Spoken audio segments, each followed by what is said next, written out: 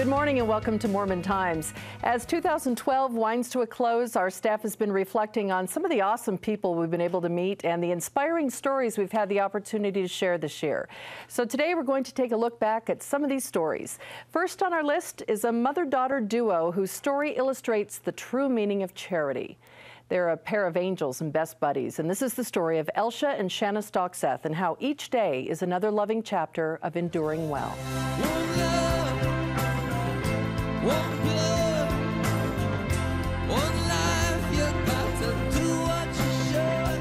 Inspiring words from rock star Bono, who motivated Elsha to do great things despite her physical limitations. I did it for my friends the other day. It's like talents that I get from God, and then like what you do with them is how you pay them back. And she's trying her hardest, helping children in Africa through her artistic talents. Even though Elsha suffers from muscular dystrophy and only weighs 40 pounds, she's done beautiful work, despite doctors telling her parents long ago that she only deserved 5 good years to live. And I thought that was really cruel because she deserves just what we deserve. But Elsha proved the doctors wrong and went on to be her high school's Sterling Scholar in Art. And I just burst into tears because, you know, people are like, she did this art, and I said, yeah, she does it laying on her side. Her mom even went to school with Elsha every day for years to be her hands and feet. It was so fun, and the kids at school loved her to death. She went to all the dances and all the football games, and she was a queen for one of the dances at one point too. And life isn't easy, and Elsha now has to use a head mouse to text, email, and do her art. The camera that sits on her laptop controls the cursor using a reflective dot on her headband. I think it gives her like hope, you know, because there's so many things she can't do. But she always said, I can do anything you can do, I just need your help. Elsha creates, then sells beautiful Christmas cards she's designed. Belgium, Australia, Croatia, and she's got all these friends on Facebook, and they say, when's your new card coming out? And the proceeds go to buy clothing and supplies for needy children in Africa.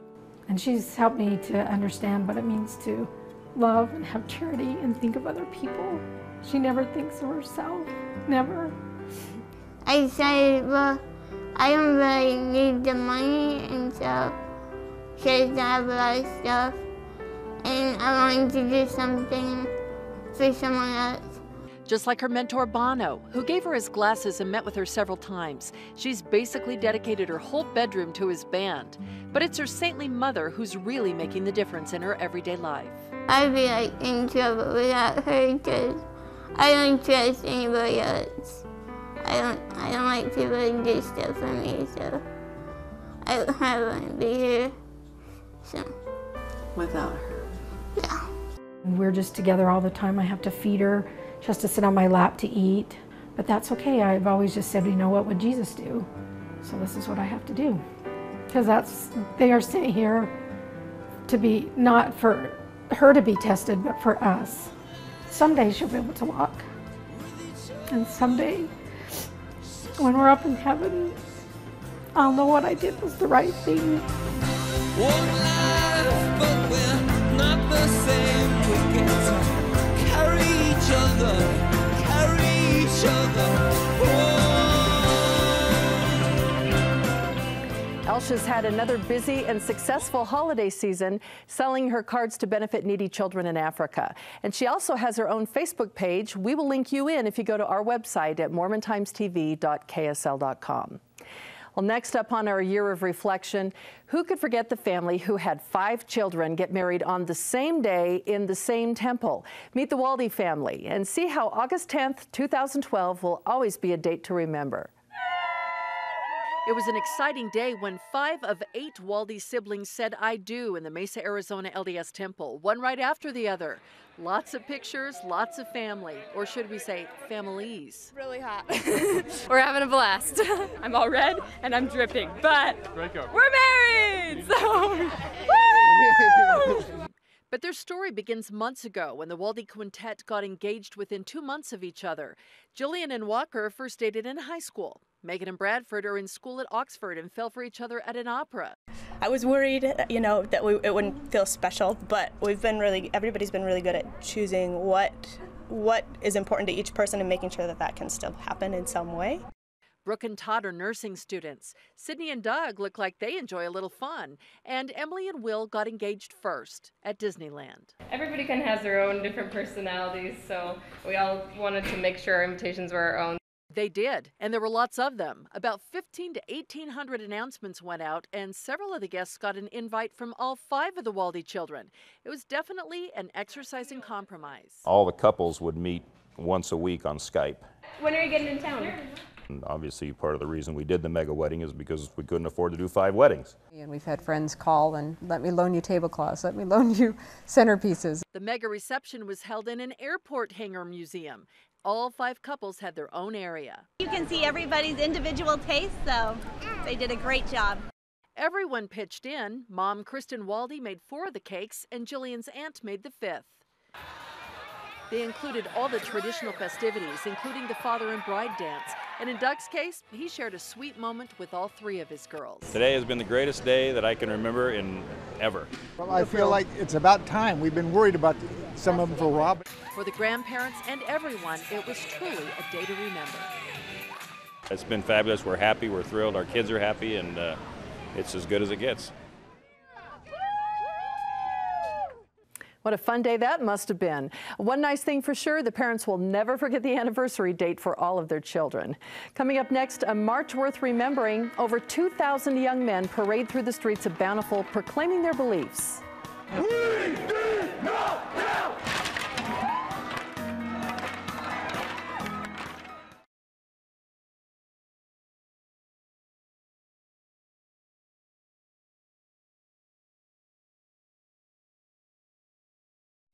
Today we're reflecting back on some of the memorable stories that we shared throughout the year. Well, this next story left a lasting impression on everybody who was there to experience it. It was a huge undertaking, how to make the story of Helaman stripling warriors jump off the pages of the Book of Mormon and onto the streets of a Utah town's Pioneer Parade. We've been singing about it since these boys and men were children. You can imagine this is a big ordeal, and frankly, right now I'm scared to death. But I'm so excited I can hardly see straight. We start staging at 4. We don't start marching till almost 7 p.m. We got 3 hours of heat and organization and keeping young men controlled and corralled and having them ready to go. So we're just going to march left, strike, left, strike. And when we stop, we'll do a little cheer. And that cheer we hope will just, well, basically it will bring everyone to tears.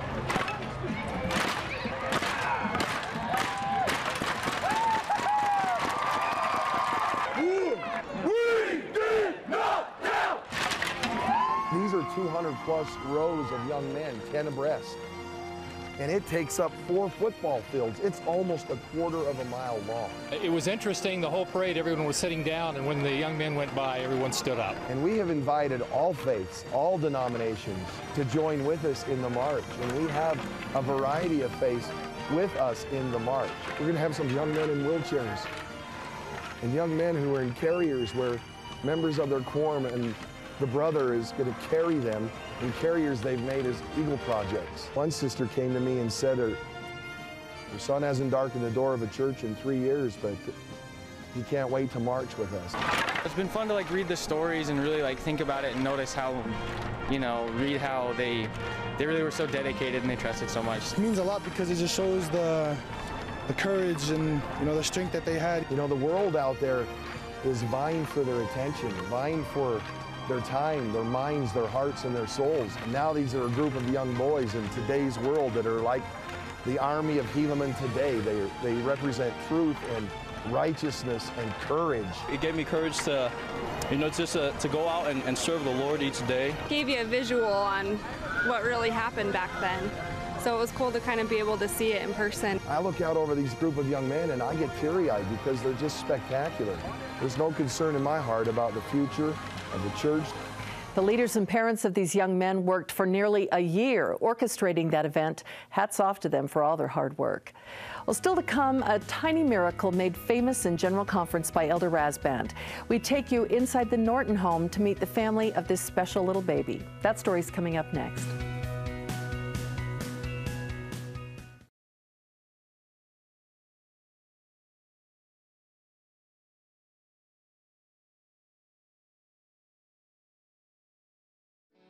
When life doesn't go as planned, it's easy to feel abandoned by God. Earlier this year, we shared the story of the Norton family, a young family who could easily choose to feel abandoned, but instead chose to praise God and see His hand in their everyday life as they care for their young son.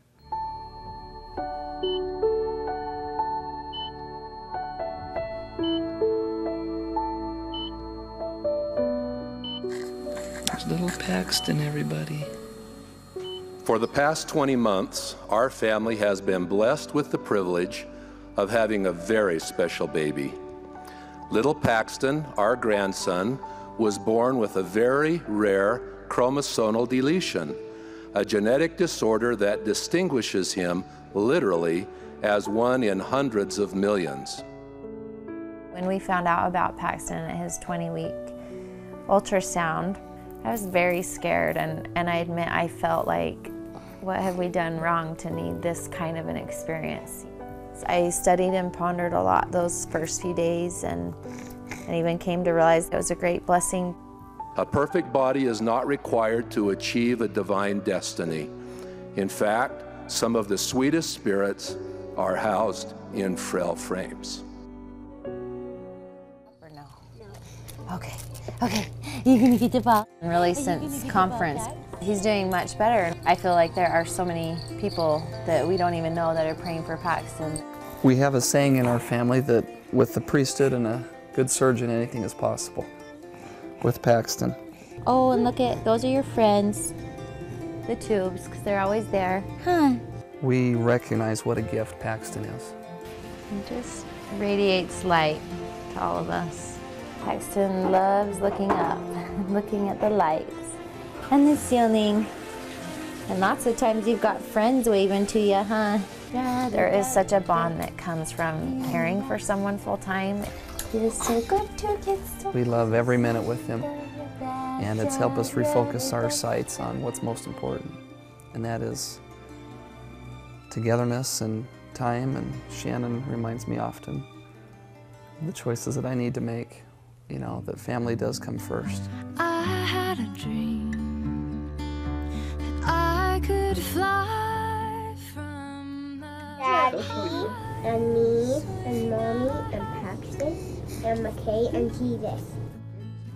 Come to understand much better that the atonement isn't just about healing and about repentance and forgiveness, but it's also about helping us become the parents we want to become. Amen. And we will never stop praying for Paxton. Go family! Heavenly Father does hear and answer our prayers, and He wants to bless our children. He wants to bless Paxton. I feel like Paxton's been a great missionary, and he has reasons that he's supposed to be here, a mission, and when he's fulfilled that and it's time for him to go home, then I feel like that will obviously be a very sad thing for us, but I also feel that we'll be able to know also that that's the Lord's will. How grateful we are to our Father in heaven for our champion, Paxton. Through him, the Lord has manifested His works and continues to teach us these valuable, sacred, and special lessons. He's part of our family, and we love every minute we get to be with him.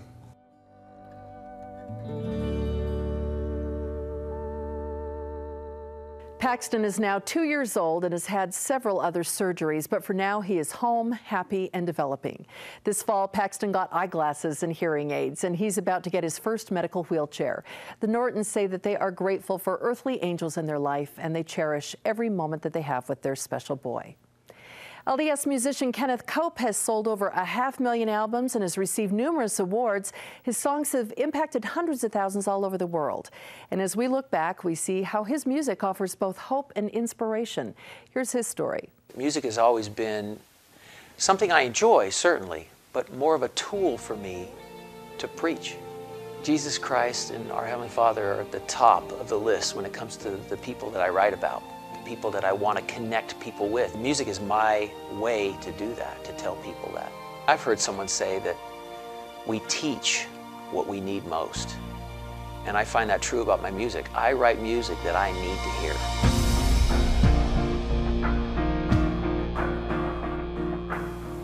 I really want my music to be honest.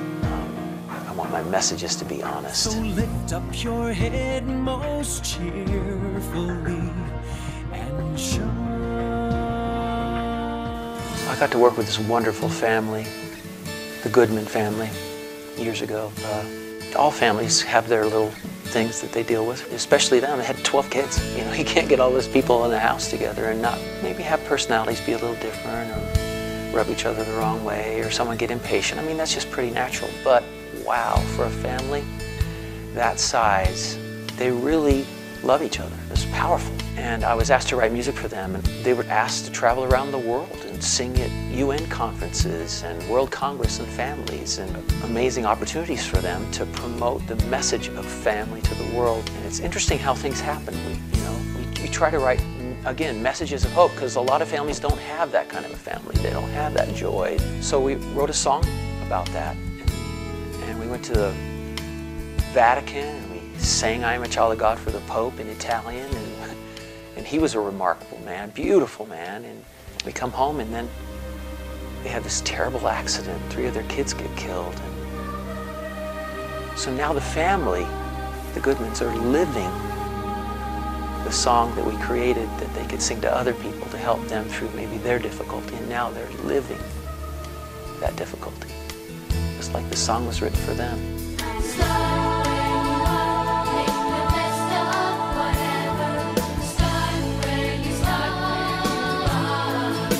Now, after all these years, after being a bishop and kind of seeing how other people look at life and how their experiences shape them and their view, all these things have made me a different writer, a more mature writer, a writer that's not so naive anymore, a writer that knows that life hurts. And all that adds to my ability now and my sensitivity now of how to try to reach out to somebody and give them hope, the hope that I desire, the hope that I need, and I just got to assume that other people need it too. Kenneth's music is always so inspiring. Well, social media and blogs have become the place to share so much great information, including the good news of the gospel. Coming up next, meet an influential group of Mormon mommy bloggers who use their own popular blogs to proclaim their belief in Jesus Christ. It was a collective effort that reached thousands.